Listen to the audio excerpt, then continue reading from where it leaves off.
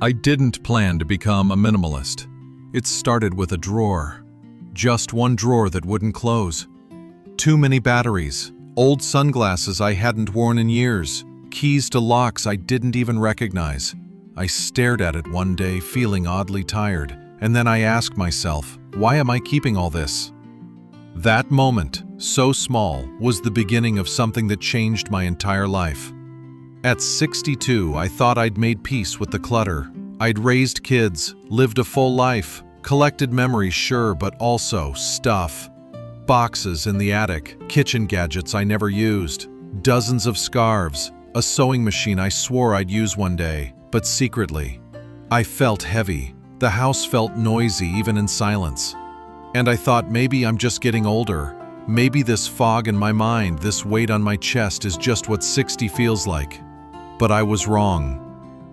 What if I told you that simplifying, just a little at a time, didn't just clear my space, it rewired how I saw everything. I didn't throw everything out overnight. I didn't live out of a suitcase. I just started small.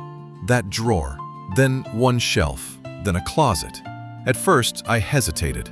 What if I needed this later? What if I gave away something sentimental? What if I regretted it? But something surprising happened. Each item I let go of felt freeing, lighter, like I was taking off a coat I didn't realize I'd been wearing. You know that feeling when you finally clean out your purse and suddenly you can find things again? Now imagine that, in your mind.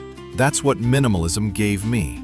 Not bare walls, not folding my socks perfectly, but space to breathe. And it wasn't just about the stuff. It was what the stuff represented. The unfinished projects, the guilt, the identity I used to have but had outgrown. I was holding on to so many versions of myself, just in case. But I'm not that person anymore, and that's okay. One afternoon, I gave away a vase I'd always hated, but kept out of obligation, and I smiled. That one smile turned into a shift, because here's the truth nobody told me. Every decision to let go teaches your brain something new. You learn that you're not just what you own. You learn that memory doesn't live in the object. You learn that joy doesn't need a storage bin. I didn't know it at the time, but I was rewiring my relationship with control. You see, after 55, we often feel like life starts to speed up or slow down, and we're not in charge either way. So we cling, we hold on. But sometimes the power comes in release. That's the twist I never saw coming. Letting go didn't make me feel lost. It made me feel in charge again. More energy, more clarity, better sleep, fewer arguments with my wife. Even my health improved. I moved more, cooked simpler meals, spent less time looking for things and more time enjoying my mornings. And the weirdest part? I didn't miss a single thing I gave away. Not one. But the space it created, that I use every day. There was one habit that made all the difference. I call it one thing daily. Just one thing to let go of every day. That's it. Some days it was a book. Other days an old mug, a broken lamp, a coat I never wore. One thing, every day. It felt too simple to matter. But 30 days in, something clicked. I stopped asking, do I need this? And started asking, do I want to carry this into the next chapter of my life? That's when everything changed. It stopped being about stuff and started being about identity, about choosing. I chose peace over perfection, space over obligation, presence over guilt. I stopped organizing and started editing. I realized I wasn't just simplifying my home. I was simplifying my mind. My calendar got quieter. My spending slowed down. I bought less, and I noticed more. The bird outside my window, the taste of fresh coffee, the soft sound of wind chimes, things I'd rushed past for years. Now, I paused. I listened. I felt present. Minimalism didn't take away joy. It made room for it. There's a belief many of us grew up with.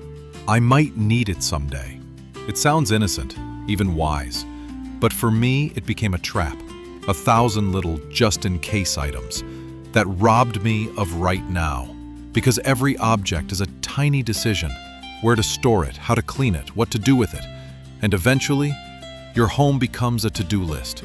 So I stopped saving things for someday and started living like today mattered, like now was worth designing. One drawer became one room. One room became the whole house. But more importantly, it became a new way of thinking. I no longer feared letting go. I trusted myself to make space and let life fill it.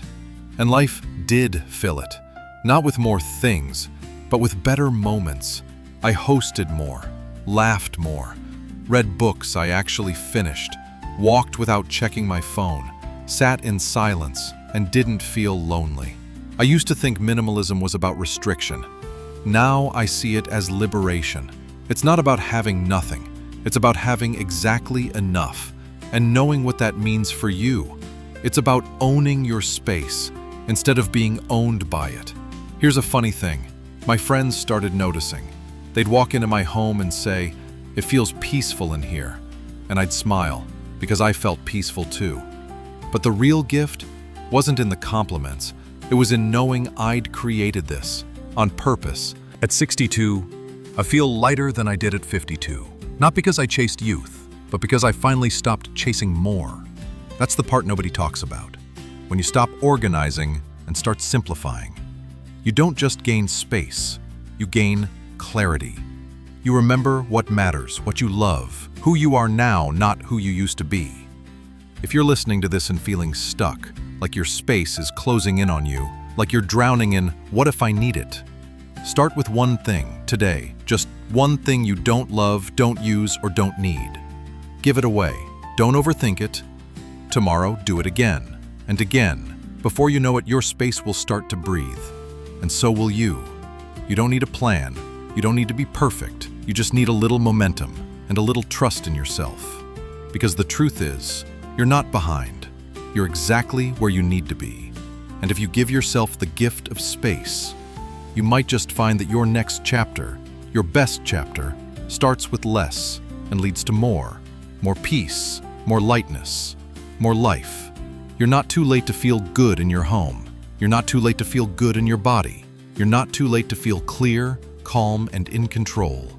You're just one decision away, one drawer, one item, one deep breath, and a whole new way of living.